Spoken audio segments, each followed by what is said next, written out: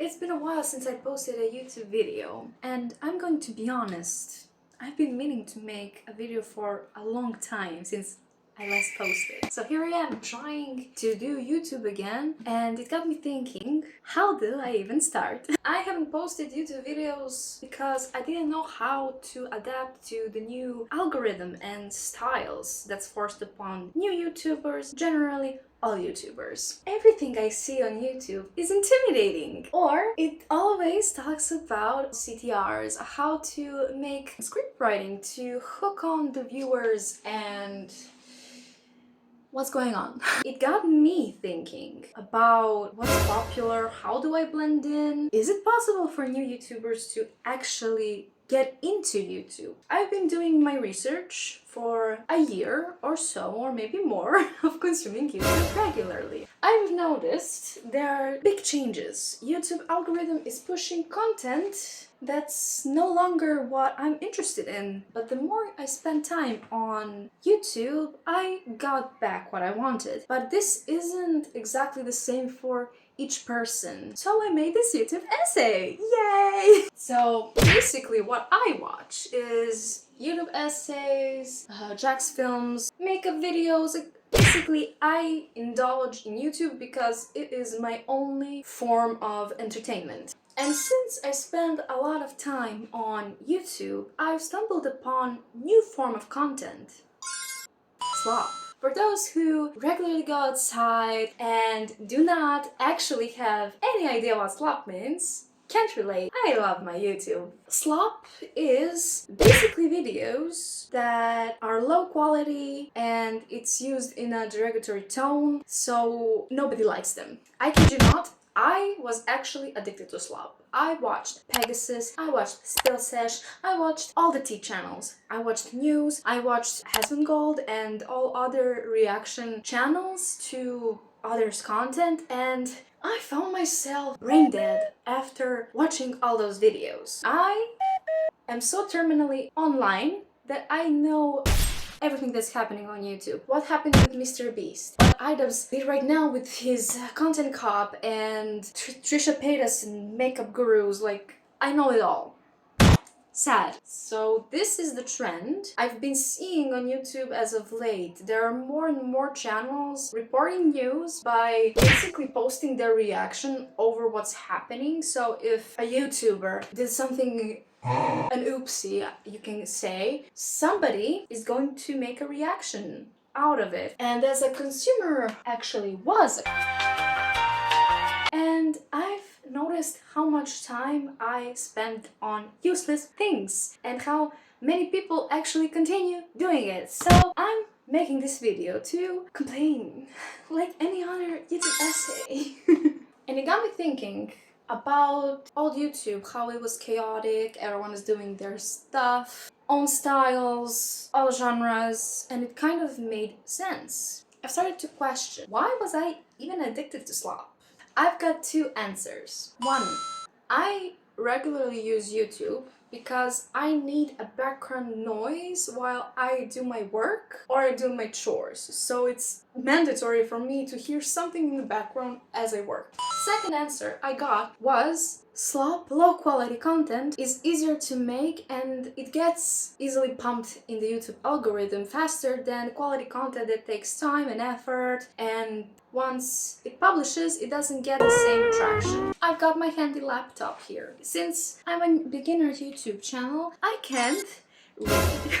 So that's what I said, yes, shit. The more you spend on YouTube, the more content you will get that you usually like. If you don't spend enough time on YouTube, then you will get recommendations that don't even belong in your feed. For example, I watched Eurovision past few days and its memes, and having in my recommendation makes sense right now. And I've also watched YouTube cleaning, TikToks, shorts, whatever you want to call them, and it's logical that I get a video about cleaning and dark side of cleaning for free. What doesn't make sense in this specific example is, why am I getting Katy Perry slander? I don't know. When it comes to Slop, I've been there in the bad cycle of watching and continuing to watch, and it's not that great. I still sometimes listen what's going on. It's a guilty pleasure, you can say. When it comes to YouTube Shorts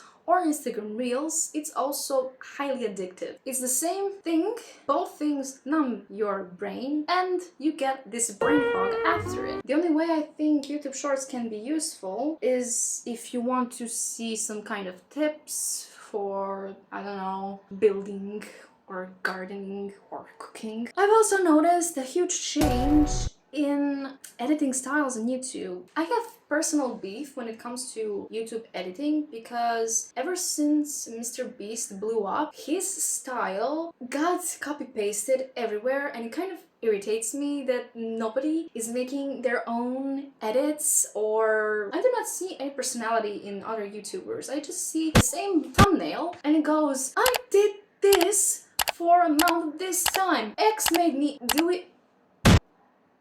It's kind of corporate when it comes to Mr. Beast because he has a large company that helps him produce the videos, film the videos, edit the videos. It is very much high quality, but at the same time, it's too business. Like, font style is the same, and ever since then, I've been noticing everyone copying that style for no reason. I don't know, it's just popular. And I'm starving for something new again. I want something messy, something bold, like this.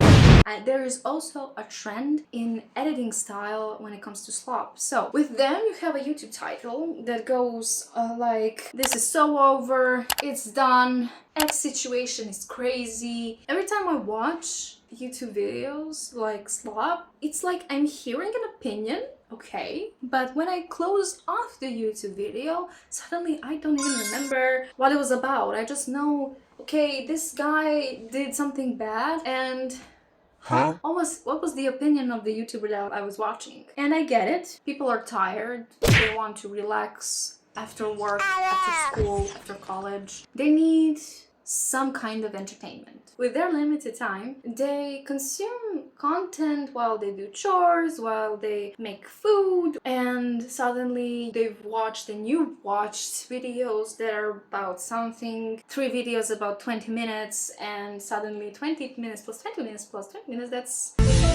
60 minutes, which is 1 hour of what? It feels bland. And I've also noticed another trend when it comes to YouTube, and that's AI. And of course, when it comes to AI, there will be AI slop. It just keeps getting worse from here, I swear. So I've been getting suggestions from YouTube about AI slop memes, I've been getting AI music videos, I've been getting... It's all AI, but it's poorly generated audio, and pictures are kind of scary when you look at it. It's kind of... I don't like it.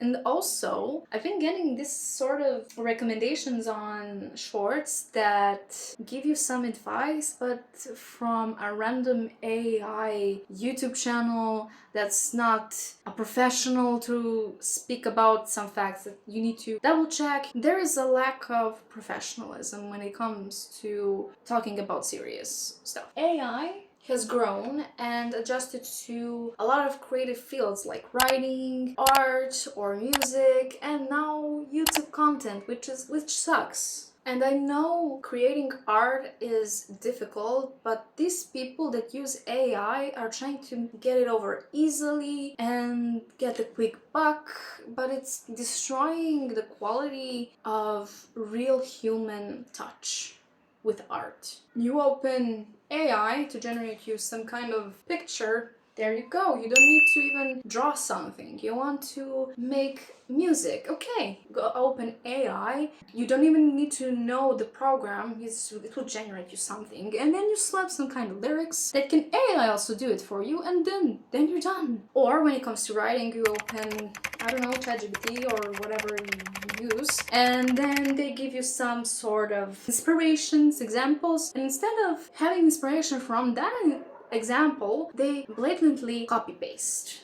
You want content on YouTube? Okay, ChatGPT, write down. I need some ideas. Can you do this and this, and they will generate you a whole feed about it. They can generate you what you can say, when to make pauses, what kind of editing you want to have. No, why? I'm gonna give you a prime example why AI sucks. Not only does it affect YouTube or other creative fields, it also involves copyright. A prime example is rosemary oil can help you grow hair. So what happened before? Some doctors and some other YouTube channels talked about the benefits of using rosemary oil on your hair to grow thicker, luscious hair. Turns out it doesn't have benefits, or there is not enough evidence to prove that rosemary oil does help with hair growth. There was this one study, and this magnificent YouTuber made a whole length video about rosemary oil and explained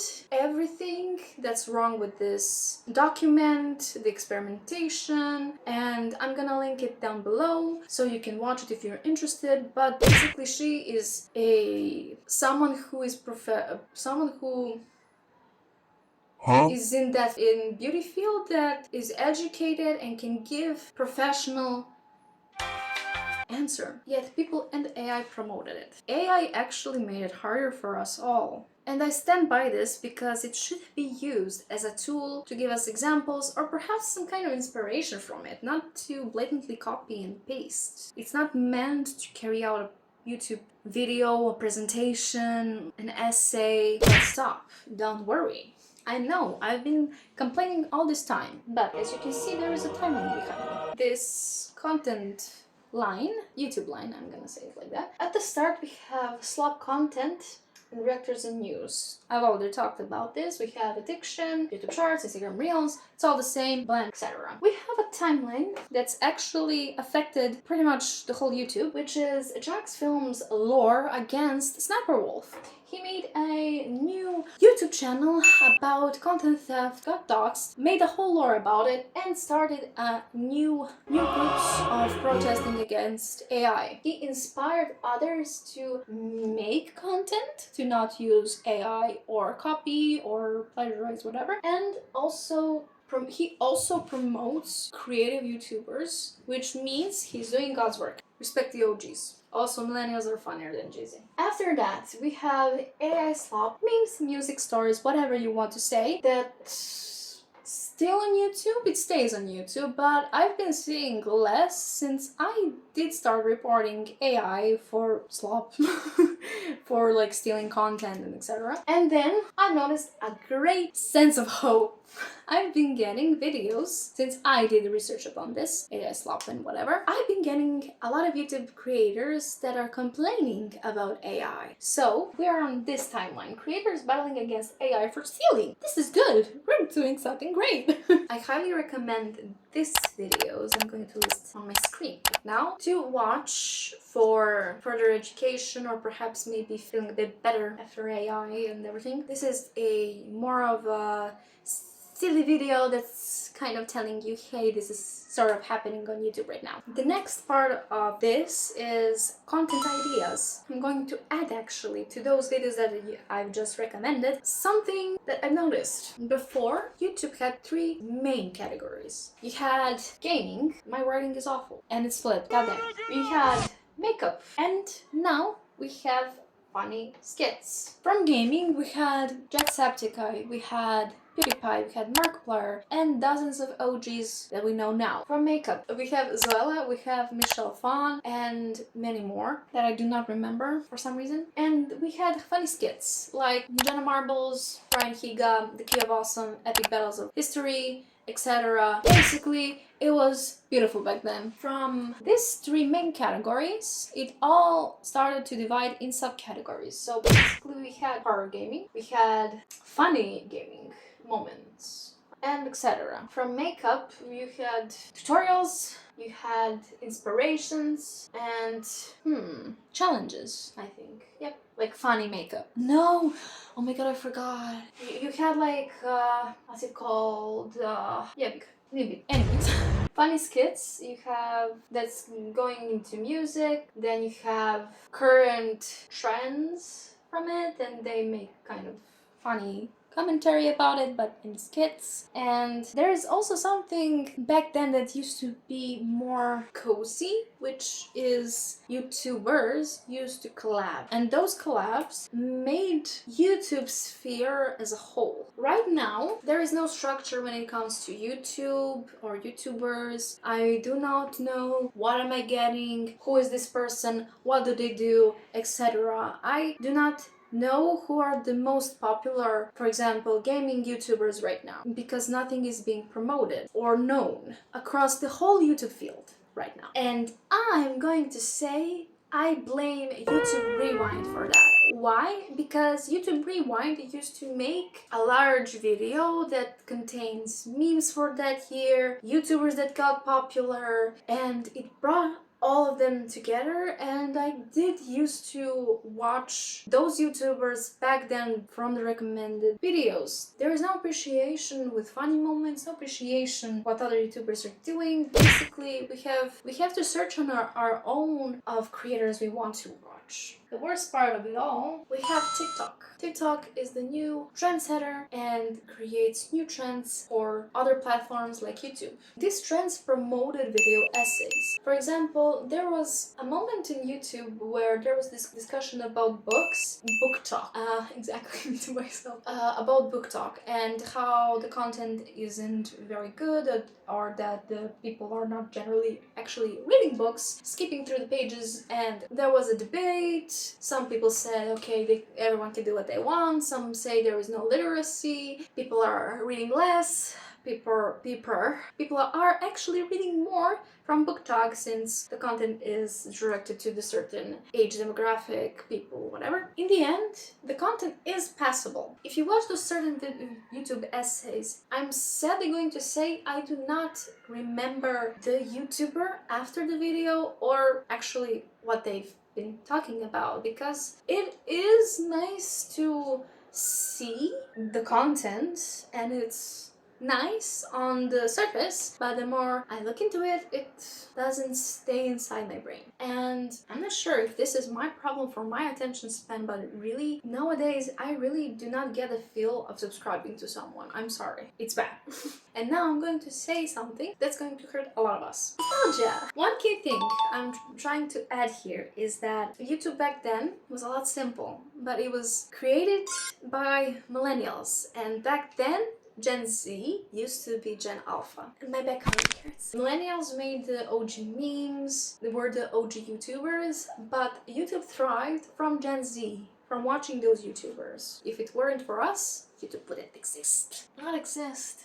More like not being popular. I'm going to add that I do watch PewDiePie from start. He has a family, he has a kid. Great for him. I watch him to feel happy. But I've noticed I do not watch anymore because that's a different stage of life and it's not something I want to think about right now. So yeah, there's an age gap. So right now, as Gen Z, we Gen Z are millennials to Gen Alpha. Ooh, why are we still here? Aging sucks. I know.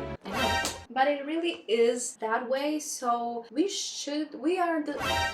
What's going on, bro? So basically, Gen Alpha is getting old and learning from Gen Z. I do not recommend. So of course, we as Gen Z are now commenting the changes of YouTube. What is missing? Nostalgia. Think about nostalgic events, content, because we're in that specific age range of wanting that nostalgic feeling back, and because YouTube are on our shoulders right now. I'm just going to say YouTube right now for kids is not that good. I want to make YouTube great again, bro. They deserve better. They deserve what we had back then from Jacksepticeye, Markiplier. Like, I remember how it was so funny. I've called my brother and his friends to test out my theory when it comes to age groups and all that stuff. So basically, I'm going to insert clips right now and you will see the difference between Gen Z and millennials to research on how they use YouTube or internet or generally memes. Radim research za humor i za brain rot i upoređujem YouTube pik ranije i trenutni pik i da li zapravo ima smisla da je ovakav YouTube i tako dalje. Imaš vremena? Imam par pitanja i da znaš da snimam ovo za klip. Koje je tvoje trenutno mišljenje na mimove koji pravi Gen Z? Na Skibidi Toilet ili tralalelo tralala, se smeješ na to? Millennials no longer regulate the meme space. Original memes koji su počeli su bili jako simple i imali su nekog smisla, imali su svrhu. Svaki meme se koristio za određeni tip reakcije. No. To su tipa, ne znam, kako se zove, rage faces, kako se zove. Pa da, znači derp face, sve to, i onda su imali one mimove kao što su tipa Awkward Seal i Overly Attached Girlfriend i sve te stvari. To su memes koji su imali ulogu. Znači, koristiš meme da obrazložiš određeni tip scene ili situacije ili tako nešto.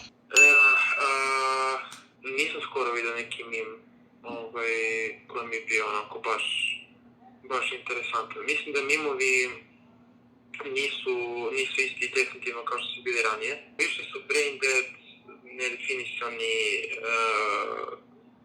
samo kao neke forice koje ljudi spamuju. Back in the day, pre 15 godina, bukvalno me gusta i one face što su ljudi pravili. Aha, rage komik.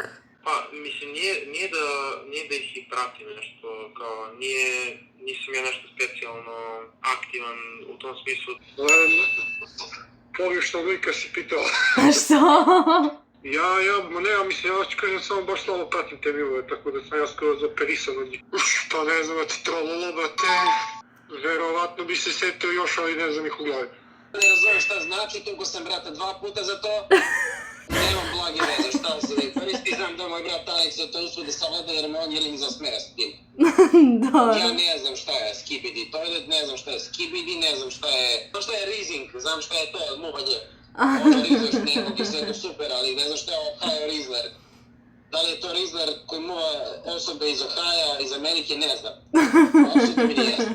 Cappuccino balerina cappuccino. To je čisto satanizam po meni.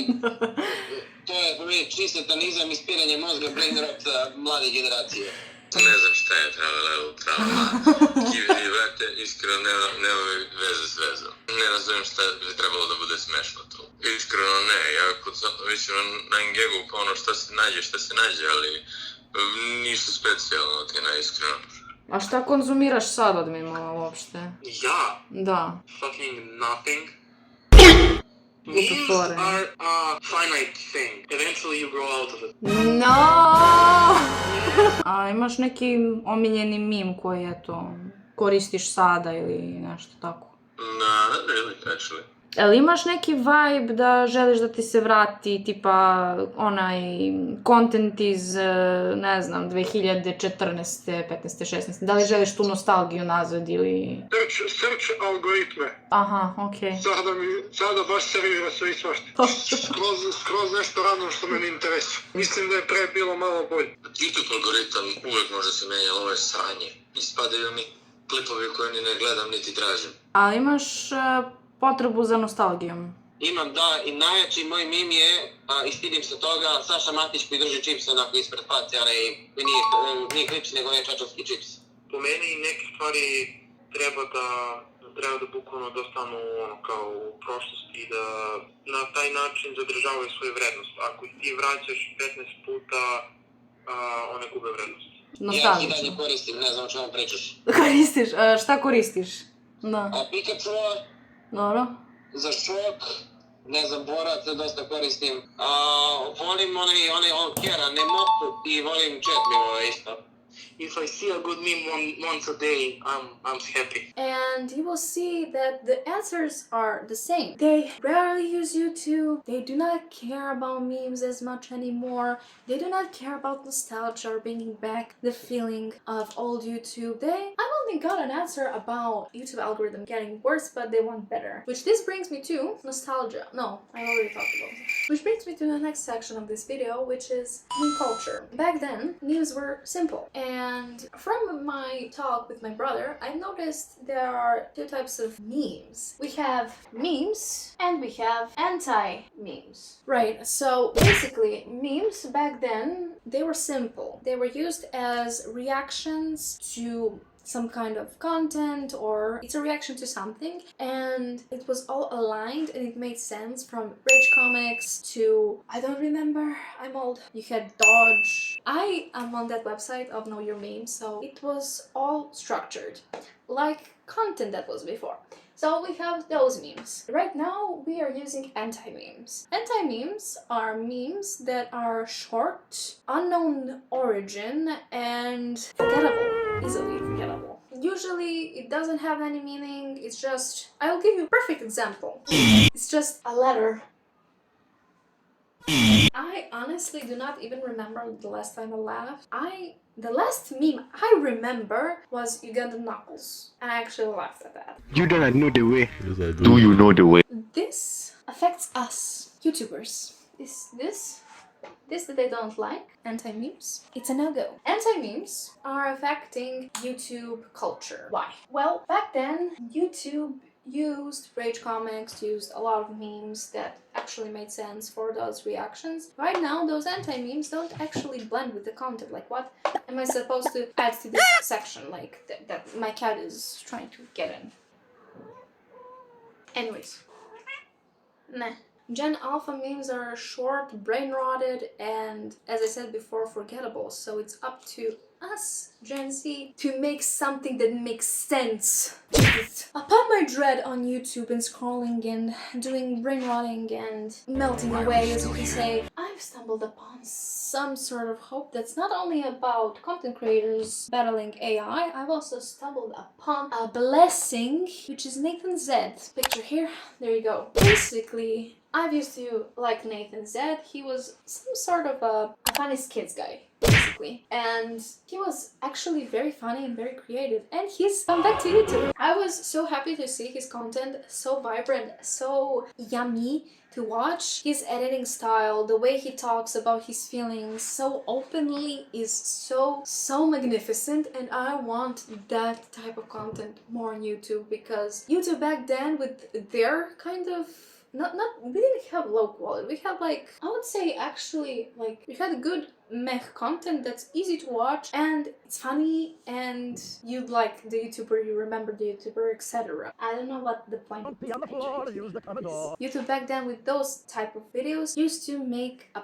point or to affect a person watching. Right now, I do not have that same feeling as before. However, Nathan Zed, hi, hello. Nathan Zed proved me wrong. He gave me a sense of hope to try YouTube and not be afraid of it. So from his videos, I've thought about a sentence that he said. People are scared to try. People are scared of making mistakes. Which is why we have a lot of YouTubers right now that are copying editing styles, content from others, because they're too afraid to try to do their own style, what they want to talk about, and it affects us, Gen Z and YouTube along with it.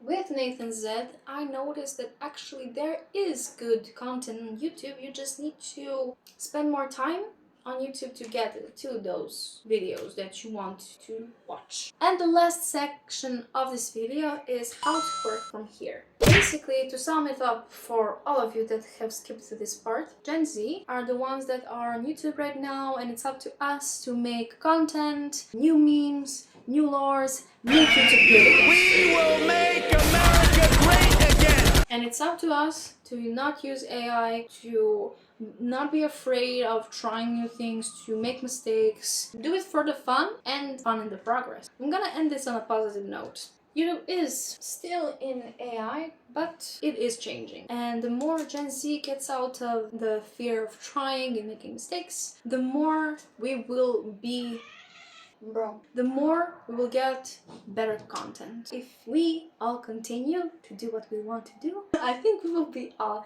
at least a bit more happier than before, since we are listening to ourselves. So yeah, that's all I'm gonna say. So goodbye, thank you for watching, and I will see you in the next one. Šta ti zanima, ajde, nemam slušni aparat, znam se mimove, znam da koristim računar, ne koristim Microsoft Office i znam da je sve mrtav. Šta te zanima sledeće? Pa zato što si sa starijom generacijom i onda sam si nekako blendovao sa njima. Ajde. Ja sam bliže tvoj. Yeah, I remember the time I was considered a meme lord. Sjećam se vremena kad sam slao mimove, ono, pod 300. You're old. Da. Pitaću te za koju godinu. 29. Ti si boomer.